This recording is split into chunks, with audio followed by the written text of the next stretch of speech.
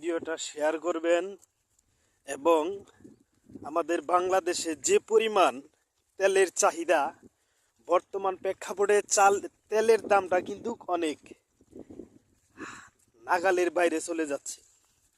তো আমরা সবাই যদি জমি খালি না রেখে এই মাঝখানে 3 মাস সময় থাকে আমনের পরে সবাই যদি সরিষা এতে রোপণ করি, ইনশাল্লাহ আমাদের তেলের চাহিদাটা পূরণ হয়ে যাবে।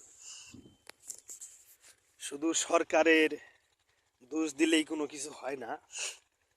দেখা যায় 5 জন কৃষক আবাদ করে, 10 জন মনে করেন আবাদ করে না, তাহলে এটার চাহিদাটা কে মিটাবে?